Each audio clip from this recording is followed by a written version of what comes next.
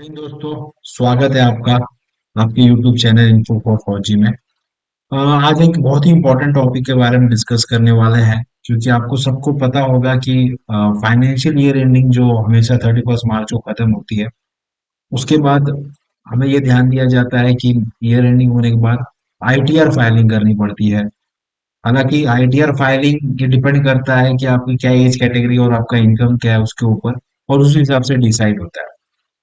But उसके लिए important ये है, आप कोई भी कैटेगरी में आते हो, बट आपको सॉरी, आप वो कोई भी कैटेगरी में आते हो, बट आपको ये डिसाइड करना है कि आपको फॉर्म 16 कैसे डाउनलोड किया जाए।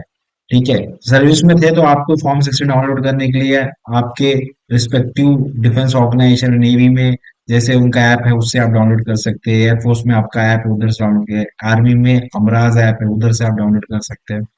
तो रिस्पेक्टिव ऐप से आप डाउनलोड कर सकते हैं फॉर्म 16। बट आप रिटायरमेंट हो जाते हैं, पेंशनर हो जाते हैं, वेटरन्स हो जाते हैं, तो आपको फॉर्म 16 डाउनलोड करना पड़ता है।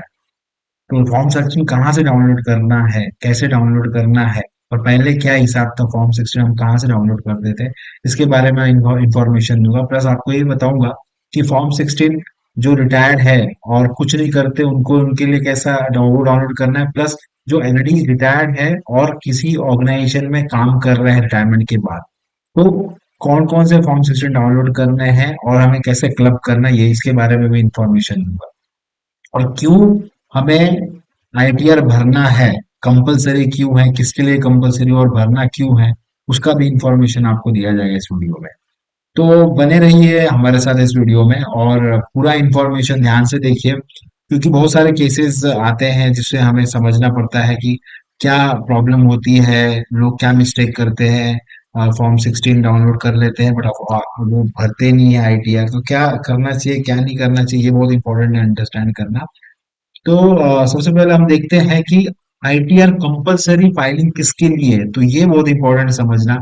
कौन एप्लीकेबल है, कौन एप्लीकेबल, वेटरन्स में कौन से वेटरन्स के लिए ITR भरना अनिवार्य है, जरूरी है। तो आइए दोस्तों, हम लोग पहले देख लेते हैं कि उसकी क्या रिक्वायरमेंट है रूल के हिसाब से, इनकम टैक्स के रूल के हिसाब से। देखिए आप स्क्रीन पे देख रहे होंगे ITR कंपलसरी किसके लिए है। इनकम जिनका 2.5 लाख है, ठीक है, वो कोई भी सोर्स से उनका 2.5 लाख इनकम बन रहा है, चाहे आपका इंटरेस्ट आ रहा है या आप कहीं काम भी नहीं कर रहे बट आपका इंटरेस्ट उतना हो जा रहा है, तो भी आपको इनकम टैक्स भरना पड़ेगा।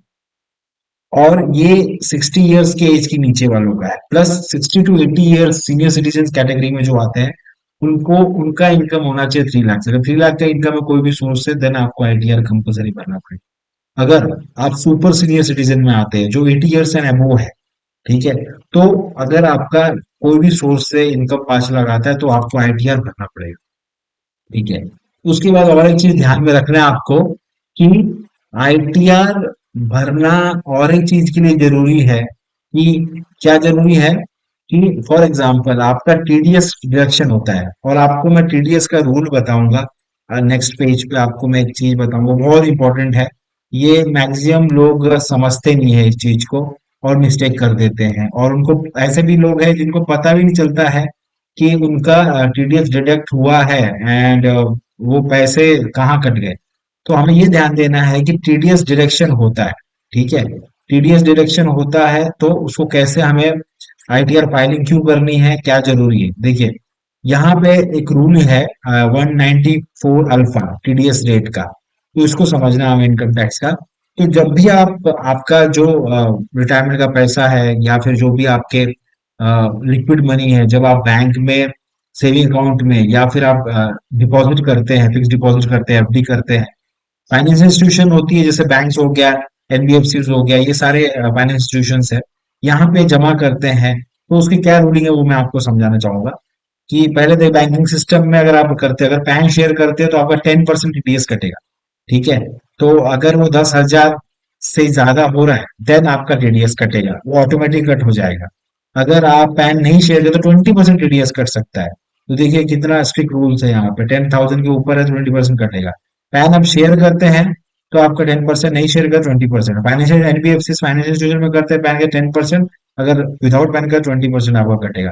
छठ, हाँ, तो आपको ये ध्यान देना है कि थ्रेशोल्ड जो है बैंकिंग इंस्टीट्यूशन में 10,000 का और फाइनेंशियल इंस्टीट्यूशन में 5,000 का है।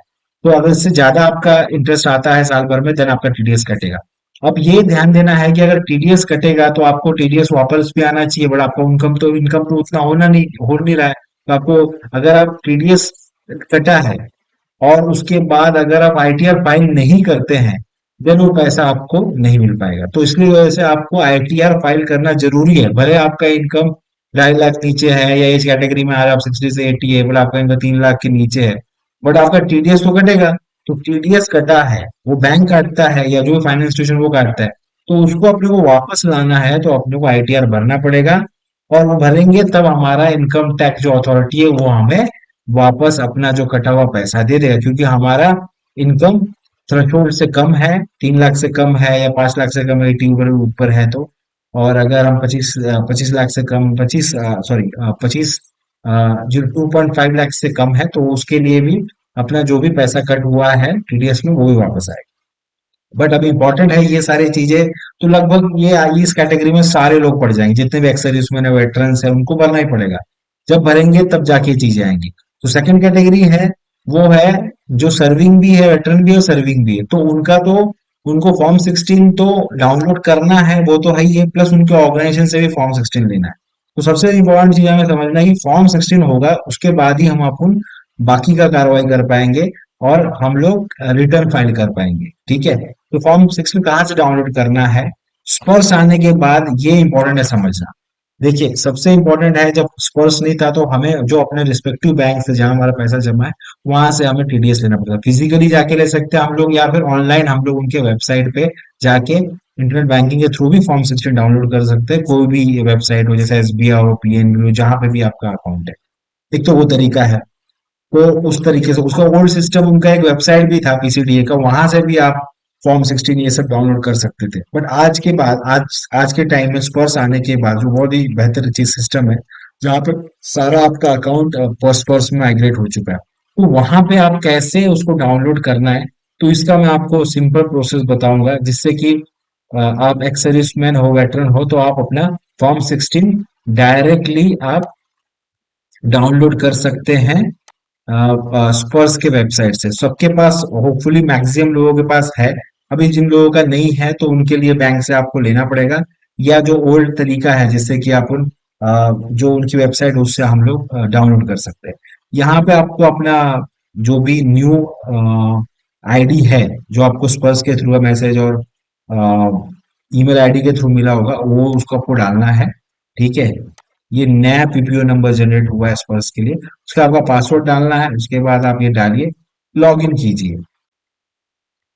देखिए दोस्तों, हम आ गए अपने स्क्रीन पे और हमने लॉगिन आईडी और पासवर्ड डालने के बाद हम लोग स्क्रीन पे आ गए हैं स्पर्श के। यहाँ पे सिंपली आपको जाना है माय डॉक्यूमेंट में, थोड़ा वेट करना है। माय डॉक्यूमेंट में आप जाने के बाद आपको बहुत सारे ऑप्शन दिखेंगे।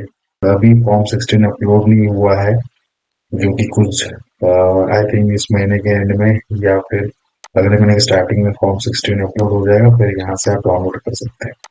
तो ये रहा सिंपल तरीका जिस तरह से आपको अपना फॉर्म 16 डाउनलोड करना है। साथ ही साथ अगर आपको कोई भी और इन्फॉर्मेशन चाहिए तो भी आप सोर्स में जाके अपनी चीज़ें डाउनलोड कर सकते हैं। अगर आपको वीडियो पसंद आया होगा, लाइक कीजिएगा, कमेंट कीजिएगा अगर कुछ आपको समस्या है, डाउट है तो, और उसको शेयर करिएगा और चैनल को सब्सक्राइब कीजिए। और भी बेहतर और बेस्ट वीडियो के लिए आपको आने वाले दिनों में मिलेंगे। जय हिंद दोस्तों।